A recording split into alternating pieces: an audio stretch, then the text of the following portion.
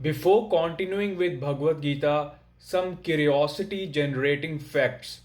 So I will explain our whole system. The majority of the people in today's world just focus on their bodies, which means they are the slave of their senses. Earning money, going to the gym and having sex. These are the targets of majority of the people. It's a vicious cycle in which we all are stuck. Our body is controlled by our five sense organs, which are eyes, ears, tongue, skin, and nose.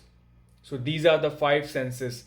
There is one controller which is the head of all these five, which is our mind, and that is the trickiest. We can't see that with our naked eyes. It fools us many times. There is no pain or happiness that stays forever. After a while, we move on.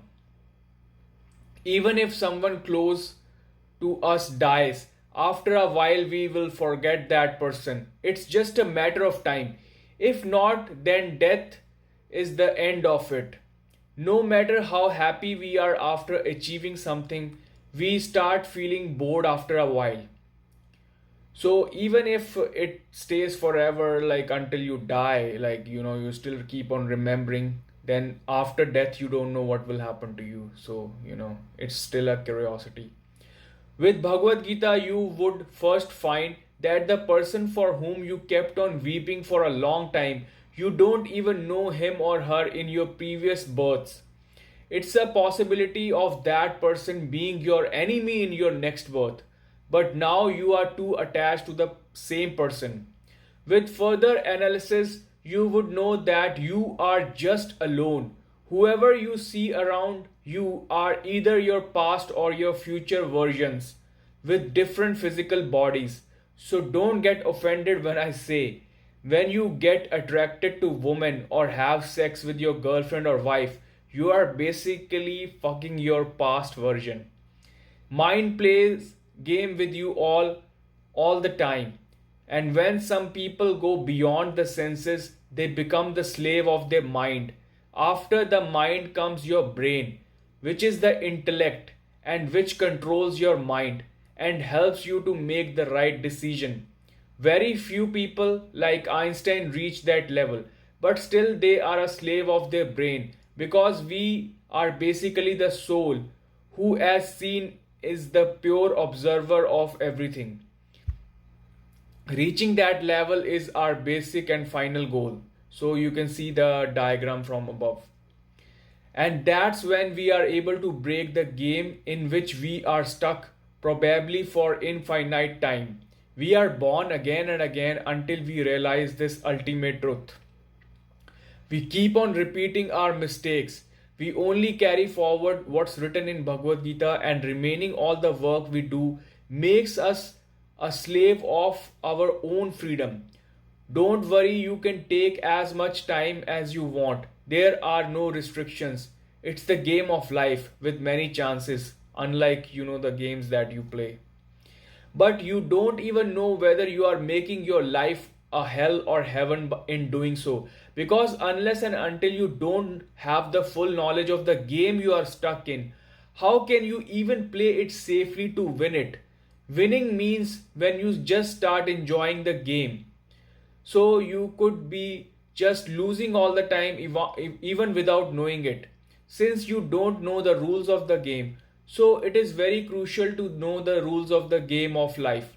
And with Bhagavad Gita knowledge, we would also start focusing on other important parts like our mind, brain, and soul. How to maintain a balance in all four. So with the end, you gonna become the owner of the game that you are stuck in. So that's a amazing fact. So let's continue with Bhagavad Gita's knowledge. We too keep on saying God, but we don't know what God is. In the temple, a man stands in front of God and says that he is not getting a job. Please help me get a job. If that man knows God at all, then at least he should know that if he is not getting a job, then God must know all of this beforehand. Please do not give this information to God. And if God doesn't know even this much, then nothing is going to happen even with folded hands in front of such a God. Whatever the common devotee is asking in front of God by saying, "Oh Lord," is another matter. But on the other hand, that devotee is also suspicious about that boy who is not able to find a job for himself. So it's kind of a double game going on.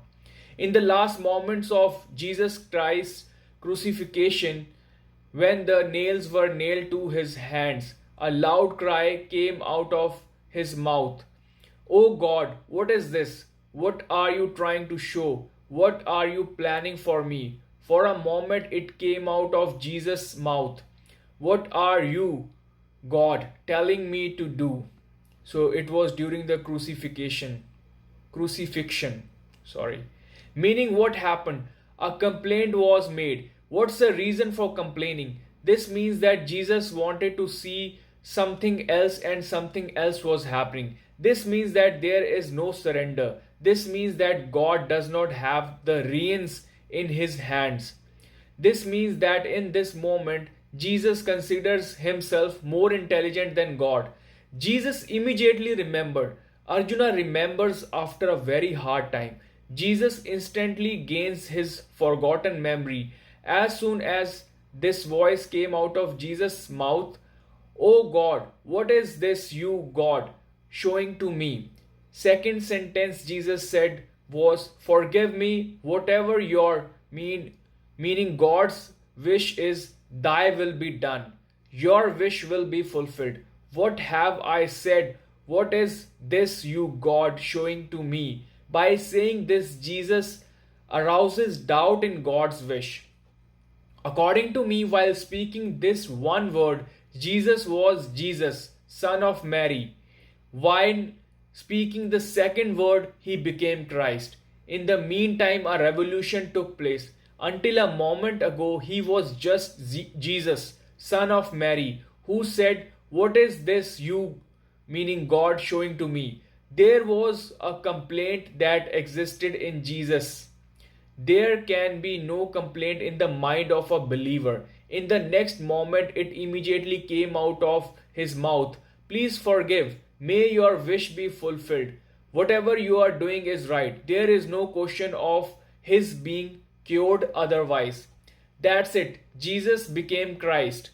The next moment, he was no longer Mary's ordinary son. He became the Son of God.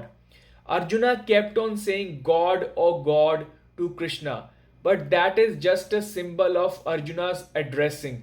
Just as all the addresses are false, they are formal. Right now, God is not visible to Arjuna. When Arjuna saw it, he felt that Krishna was his friend. Krishna has came all along and is working as a charioteer. Krishna is with me, so let's ask him my doubts. Arjuna felt like this way. If Arjuna experiences the presence of God, then what is there left to ask? Instead, Arjuna should have said that the reins of my life are in your hands. Whatever you wish, Krishna, you can do with them. Thy will be done. Fulfill your wish. Therefore, Arjuna's address to God is not meaningful right now because he is taking decisions himself. Even after addressing as God to Krishna, Arjuna is saying, "I will not fight this war."